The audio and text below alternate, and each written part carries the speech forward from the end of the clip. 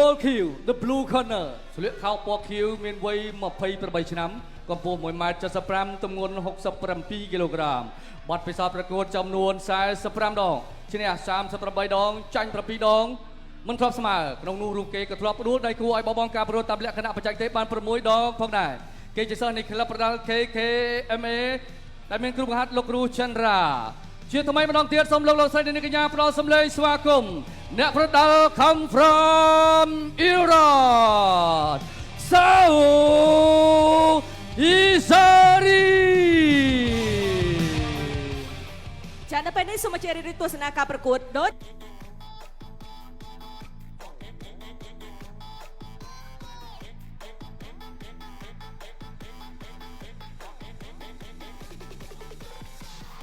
ឈប់ម៉ូតូឈប់ឡានឈប់បាន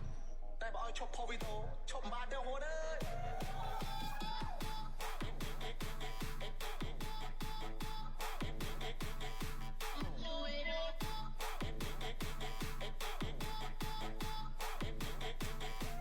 ចក្រម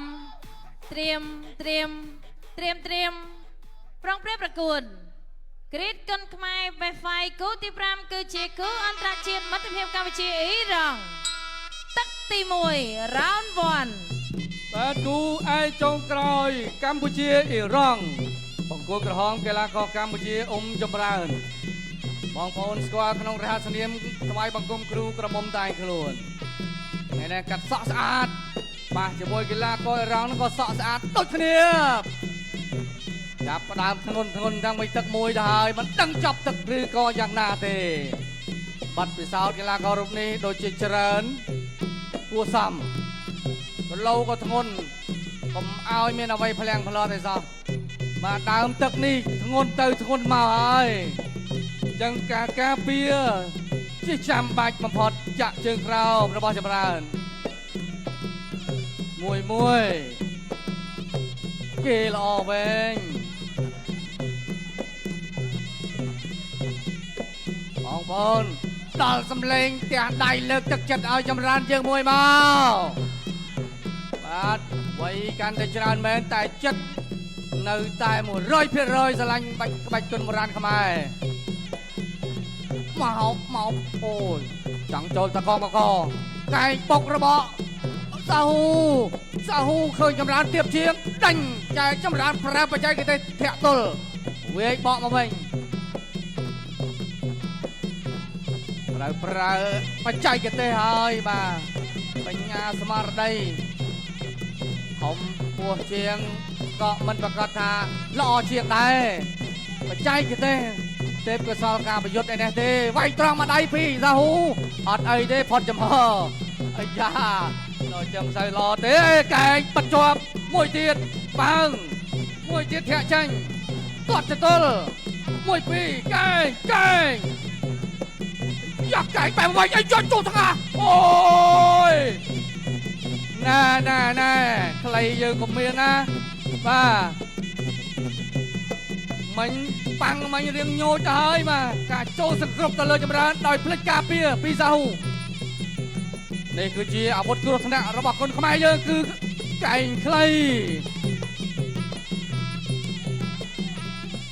បាត់ឆ្វេងរបស់សាហូជង្គង់ឆ្វេងរបស់សាហូមួយជង្គង់មកចំវិញគឺប៉ើងចម្រើនរកកន្លែងកិច្ចរកកន្លែងដោះក្លេអីយោយមកកែងឆ្វេងអីយ៉ាកន្លែងនេះចាំមិនអត់អីទេបាទដូចជាមិនជាស្រួលប្រហែលទេសាហូវាយប្រយោជន៍ល្អគាត់ទៅទល់ក្រោមអីយ៉ាបាទរបស់រឹងមួយមិនស្រួលទេបាទសម្រាប់កីឡាករគីឡូធំមួយពីរតាមដោយកែងអត់អី20វិនាទីអីយោយ៉ាកដាលសម្រាប់រាប់ដែរ2 3 4 5 6 7 8ឥឡូវអូសុំដាក់ថ្មិញបាទពេលវេលាក៏គៀកចប់ដែរទឹកមួយនេះចប់ទឹកទី1បាទហើយ 1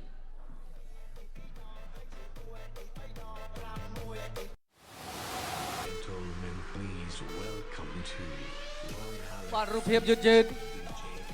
បាទកីឡាករសាហូរូបនេះគាត់ធ្ងន់មកមួយធ្ងន់ណាស់បាទ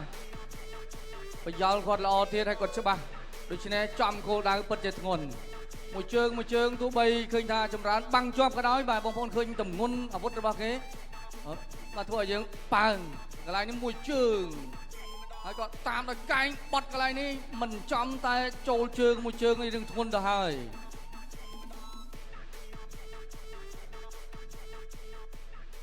បាទយ៉ាងណាក៏លើកទឹកចិត្តឲ្យចម្រើនបាទតតាំងបន្តទៀតក្រៅក្រីតកិនខ្មែរបេហ្វៃគូអន្តរជាតិទី5ទឹកទី2 round 2ទឹកទី2បាទកម្លាំងយើងពិតជាពិបាកតែបើកម្លាំងទល់នឹងប្រាជ្ញាយើងមានឱកាសអូយគេដឹងតែយើងចាញ់ឆ្វេងបាទបត់ពិសោធន៍មិនធម្មតាទេចំហឲ្យរងរូបនេះទាត់ក្រោមអាយ៉ាអាយ៉យអាយ៉ាលេងហើយតម្រៃខ្លាំងដោយសារជើងឯតើបោះអស់ជើងឲ្យចាញ់សម្ោចតម្រៃខ្លាំងដោយសារជើងចម្រើនវាយដកទាត់ទៅទល់រហូដេញមិនឲ្យឃ្លាតទេសាហូព្យាយាមដេញមិនឲ្យឃ្លាតទាត់ក្រោមសាហូគៀកកែងចម្រើនធ្វើយ៉ាងណាយឺតមិនបានទេបាទទម្ងន់នេះយឺតគឺមិនបានគាត់ពុកជើងគ្នាកែងអាយយទោះបីជាបាំងជាប់ក៏ដោយក៏ងឿងទៅដល់ក្បាលដែរ3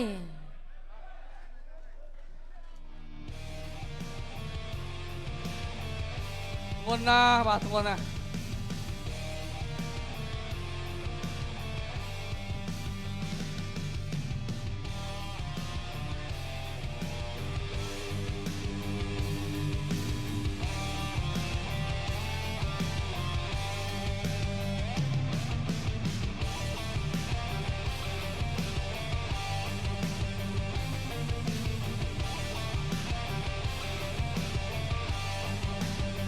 បាទរូបភាពកន្លែងនេះ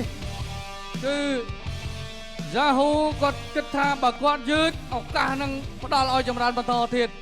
ព្រោះគាត់ស្ពីដគាត់លឿនជាងចម្រើនហើយធ្ងន់អញ្ចឹងគាត់ឆក់ឱកាសដេញបុកចម្រើនមិនឲ្យដកដង្ហើមបានស្រួលកន្លែងនេះកែងហែករនាំងបាំងចូលទៅចំកណ្ដាលថ្ងាសថែមមួយទៀតចម្រើនក៏ព្យាយាមការពារតែមិនកិច្ចជាមួយអាវុធដ៏ធ្ងន់គឺបែបនេះហើយ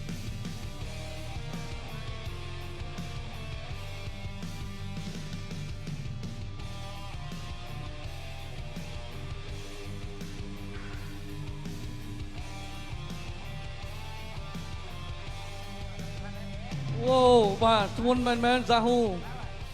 ពិតជាចម្រើនមិនអាចបន្តការប្រកួតទៅមុខទៀតបានទេធ្ងន់ទាំងកែងទាំងដៃទាំងជើងដូច្នេះជ័យជំនះដែលធ្វើឲ្យដៃគូបោះបង់ការប្រកួតនៅត្រឹមទឹកទី2បានទៅលើបង្គោល Kill the blue color សាហូអ៊ីសារី